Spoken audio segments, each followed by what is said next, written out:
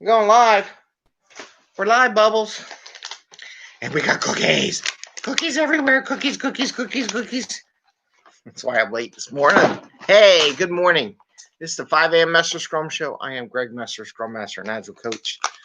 And here we talk about Scrum and Agile in practical way. And sometimes we talk about cookies. Fortune Cookie Friday, by the way. So we're going to do Fortune Cookie Friday. Bringing value, not working crazy hours, getting stuff done. I'm still working on that in my own personal life, getting stuff done. So I say things and I'm trying things. And sometimes when you're just a team of one, you can't get as much stuff done. Where you have a team like in Scrum, you can get more stuff done. And they keep each other pushing along. Anyway, today is our 518th episode. It's about 8:07 a.m. It's a Friday. We're going to do Fortune Cookie Friday, where we take a fortune cookie, read what's in it, and find out what it applies to the show or Scrum and Agile in general. And today I just wanted to talk about one topic.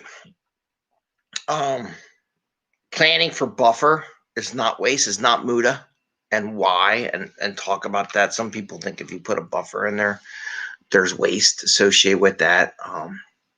I'm just going to talk about that a little bit. And sometimes they worry about people lowballing or inflating their numbers or stuff like that. We'll talk about that. And if you think that's true, then you don't have trust in your team. Anyhow, let's go there. It's another place to go. So this morning was going to get the show going, except my wife decided that she needed to count Girl Scout cookies. Anybody in the local area want Girl Scout cookies? I got 90 cases of Girl Scout cookies. So what is that? 90 cases times 12. What is that? 100? No, it's like 1,000 boxes of cookies. It's a lot of cookies, man. It's like Cookie Central here. Anyway, that's another topic. I did post up. I did go for my walk. I'm working on my daily checkoff sheet and getting stuff done. And I saw a bunch of little duckies swimming out, and it reminded me of a daily scrum. If you watch the video, it's a little 15-second video.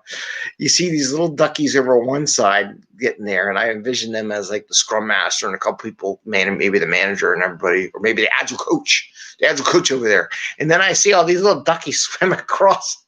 I had to keep myself from laughing because it just reminded me of a daily scrum where all the developers and testers and everybody come walking into the scrum room and everything for their daily scrum early in the morning yet, right? So they gotta get together, figure out what they're gonna do, and where they're gonna go, and where they're gonna go eat and do all that kind of stuff. So that's what happens at a daily scrum.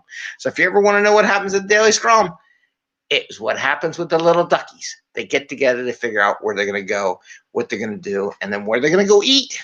As a team, maybe. That'd be nice. Too bad what this virus thing can do. Bubbles, what are you doing? I know you're excited. She's all excited because she got past the dogs. That's her old thing. She's just like, I got past the dogs and I'm in here with Dad. Hi, Bubs. Oh, thanks. Everybody wants to see your tail. Okay. So it is Friday. It's a little crazy. We'll put a light on the thing. So planning for buffer is not waste. It's not Muda. Okay. This is why I say this. So many teams are like, oh, we need to overcapacity. Why? There's nothing in the rule book. There is no one. There's no rule book. Some people think there is a rule book, but there really isn't a rule book. There's a framework. So when we do sprints, right? And people are worried, well, we need to maximize the sprint. And I'm like, but you're putting more points into your sprint than your typically velocity is or your normal production. So why are you putting the extra stuff in there? Well, we think we can do it. I'm like, oh, okay. I was like, look, why can't we just put it at the first item in the next sprint? If you get the sprint done, you can go grab that item and bring it in and be really giving value, full value to the customer, full value to the product owner, full value to the stakeholders, rather than half-ass stake value on everything, right? And this is one of the challenges. I have this challenge every day. Well, we want to maximize Just because you say you can do it and predict what you do doesn't have any value whatsoever. Period. Just because you estimate something, an estimate has no value, period. So I love it when these people, we're going to estimate story points. We're going to estimate it based on value. Story points have no value. The only value you get is when the stuff gets delivered and is in the hands of the customer. Period. That's it. And people don't get it. So they all worry about stuff that has no value and no real money associated with paying our bills, right? And I know I'm saying this on the show, but this is what the show's about, right? This is a little frank conversation that some people can't handle in the office. And like, well, we got to ask for more. Why? If you could deliver more, I'll keep putting stories into your backlog as many as humanly possible. I don't have a problem with that. See, maybe that's what we should say. Next time I get a team and they go, oh, so no, look. You get that work done that you say here that you normally do. I'll dump 20 stories on your backlog in this sprint if you really want me to. If that's what you want, but get what you got. And you told the customer you're going to get it done. How about that? Boy, wouldn't that blow their freaking minds? Sometimes maybe you need to do that. I don't know. Maybe you just see the mental argument where you do that. Anyway, so having a buffer in there, doing a 10% buffer or 20% buffer is not really waste, because if you get it all done, because you don't know what's going to happen during a sprint, environment could go down, something can go down. You can always bring more stuff in. Like if everything's cranking along and doing really good, bring more stories in. What I question as a Scrum Master, if you do put the buffer in and your team does get done earlier or does not achieve buffer, you might want to ask them, well, where'd the buffer go? Right? So this is the question a Scrum Master should be asking the team. We agreed we were going to put a 20% buffer. We only achieved what was in the 20% buffer. What happened to the buffer? Right? That's the question that should be asked by a Scrum Master and a team. And asking yourselves, ideally, the team would ask themselves, hey, didn't we put a 20% buffer in this sprint? Yeah, I think we did. Where the heck did it go?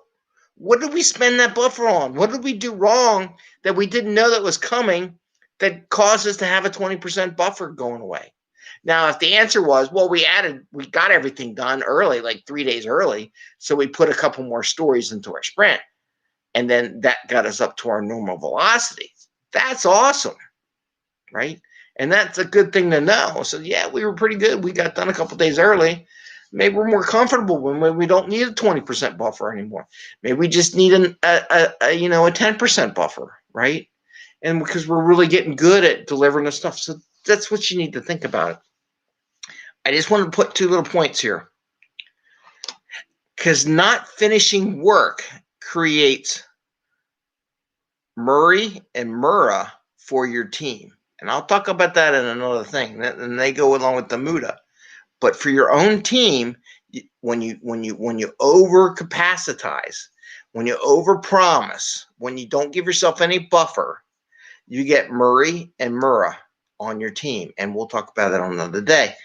It does create Muda for other teams that may have dependencies on you.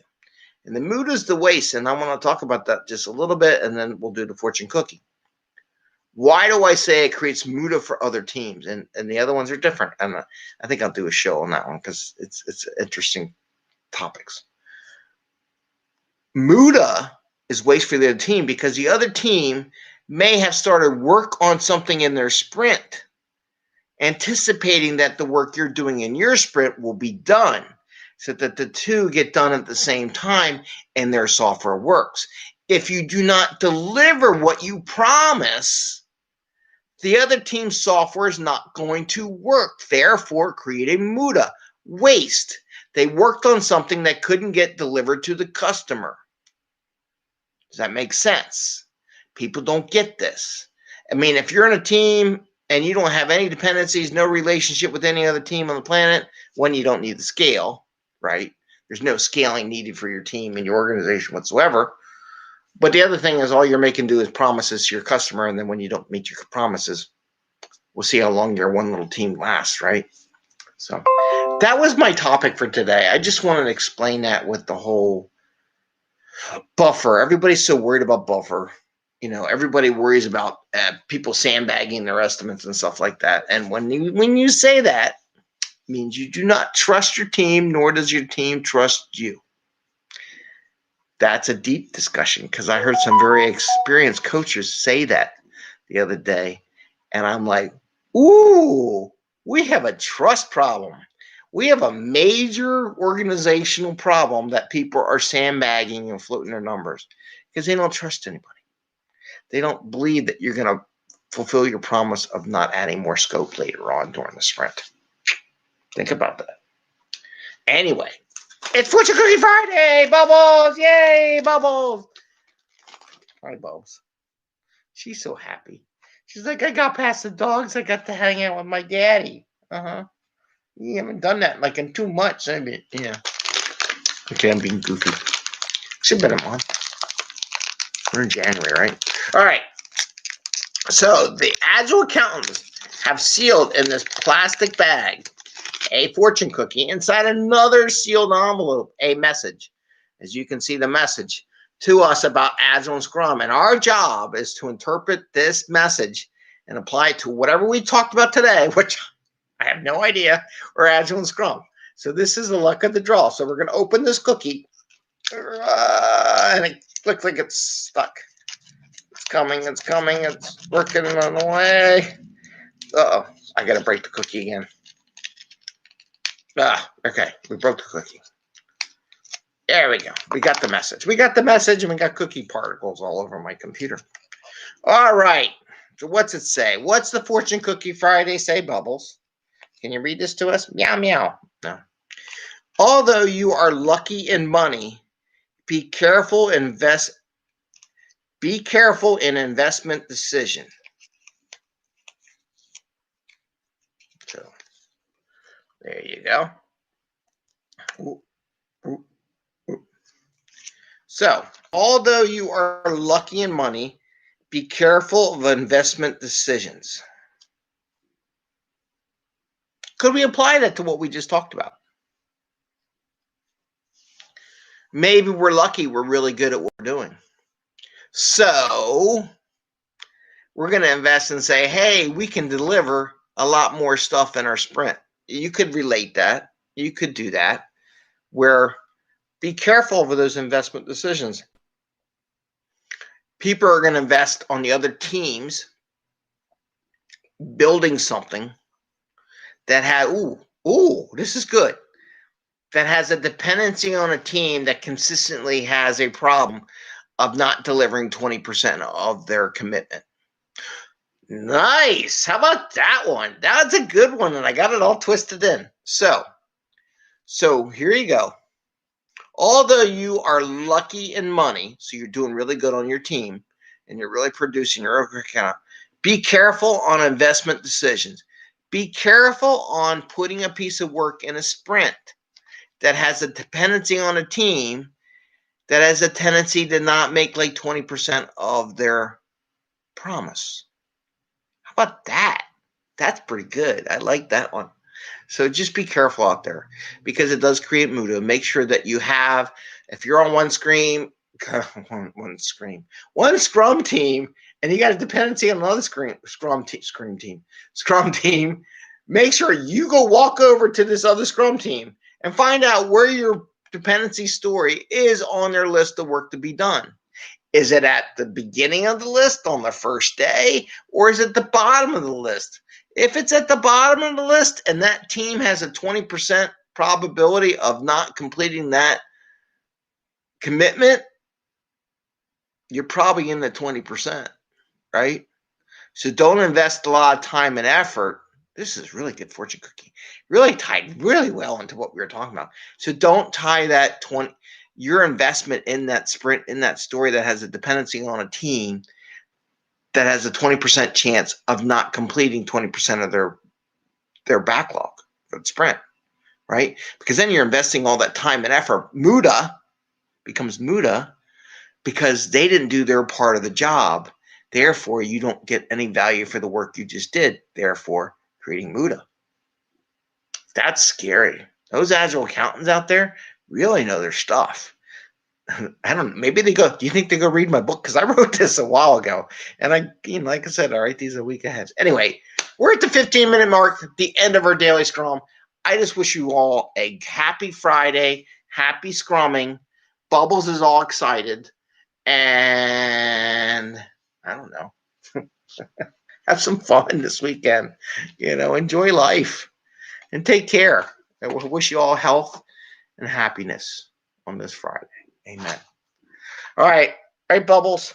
Take care. Happy scrumming. Enjoy your day. See you later.